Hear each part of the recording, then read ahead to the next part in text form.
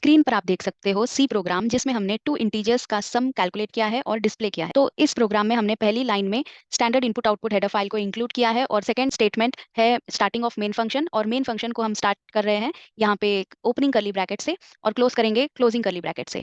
और इस main function में जो कि स्टार्टिंग पॉइंट ऑफ एग्जीक्यूशन है, इसमें हम पहला स्टेटमेंट लेंगे डिक्लेरेशन ऑफ वेरिएबल्स। तो हमने यहाँ पे 3 वेरिएबल्स का डिक्लेरेशन किया है जो कि है num1 num2 और सम, जिसका नाम हमने num1 num2 और सम दिया है, और ये है इंटीजर टाइप के जिसे हमने इंट डेटा टाइप यूज करके स्पेसिफाई किया है। तो इंट टाइप के 3 वेरिएबल्स डिक्लेयर किए हैं। पहले 2 वेरिएबल्स होंगे जिसका हमें सम फाइंड करना है, और सम थर्ड वेरिएबल है जिसमें हमने सम को स्टोर करना है। तो num1 और num2 की वैल्यू हम यूजर से लेंगे और इसका सम करके, इसका एडिशन करके उसका रिजल्ट हम सम वेरिएबल में स्टोर करेंगे और डिस्प्ले करेंगे।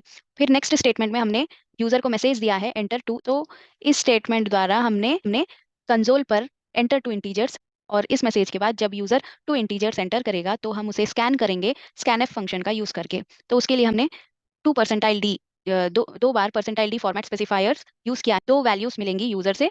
तो क्योंकि दोनों भी वैल्यूज इंटीजर है, इंटीजर के लिए %d फॉर्मेट स्पेसिफायर होता है, तो हमने यहाँ पे 2 बार %d लिखा है। %d हमने डबल कोट्स में लिखा है, और जो भी वैल्यू हम स्कैन करेंगे स्कैनएफ यूज करके और ये %d यूज करके हम उसे एड्रेस ऑफ num1 और एड्रेस ऑफ num2 में डालेंगे। तो address of num1 and symbol यहाँ पे हमने लिखा है जिसका मतलब है एड्रेस ऑफ num1। num1 है वेरिएबल जो कि है इंटीजर टाइप का, तो एड्रेस ऑफ num1 में हम पहली वैल्यू डालेंगे और एड्रेस ऑफ num2 में दूसरी वैल्यू। तो जो भी वैल्यूज हम स्कैन करेंगे उसे num1 num2 वेरिएबल्स में डालेंगे, और इस वेरिएबल्स का नाम कुछ इस तरह से। और फिर जब हमें सम को कैलकुलेट करना होगा तो हम सम वेरिएबल यहाँ पे यूज कर रहे हैं, sum equal to symbol use करके राइट हैंड साइड में num1 और num2 का एडिशन करेंगे, और जो भी रिजल्ट आएगा सम को असाइन कर देंगे।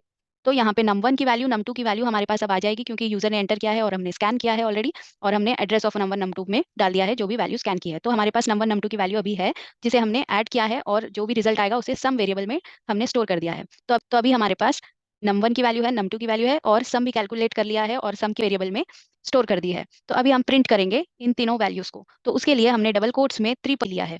तो 3%d 3 टाइम्स लिया है, क्योंकि पहले हमें प्रिंट करना है वैल्यू प्लस num2 की वैल्यू, और फिर इक्वल टू देकर जो भी सम आएगा उसकी वैल्यू। तो जो भी हमें वैल्यू सब्सटीट्यूट करना है इस %d की प्लेस में, वो हम कॉमा के बाद में लिखेंगे। और num1 हमने लिखा है num1 num2 और सम लिखा है कॉमा के बाद में, फिर से उसे सेपरेट किया है कॉमा से। तो num1 सब्सटीट्यूट होगा पहले %d में, num2 सेकंड %d में, और सम तीसरे %d में। और जब हम इसे एग्जीक्यूट करेंगे तो पहले आप देखेंगे कि कोई एरर्स है या नहीं। तो कंपाइल लॉग में अगर कोई एरर्स होंगे तो डिस्प्ले किए जाएंगे वार्निंग्स या एरर्स, नहीं होंगे तो 0 एरर्स और 0 वार्निंग्स आएगा, और फिर आप फिर से एग्जीक्यूट ऑप्शन पे जाकर रन कर सकते हो। तो जब आप रन करेंगे तो आपको आएगा message enter two into integers. तो एंटर टू इंटीजर्स जब मैं एंटर कर रही हूँ, इंटीजर्स एंटर करिए, जैसे कि मैं यहाँ पे 30 और 35 एंटर कर रही हूँ, और जब एंटर करेंगे तो हमें आ जाएगा इसका एडिशन कुछ इस तरह, जैसे कि हमने प्रिंट एफ यूज करके प्रिंट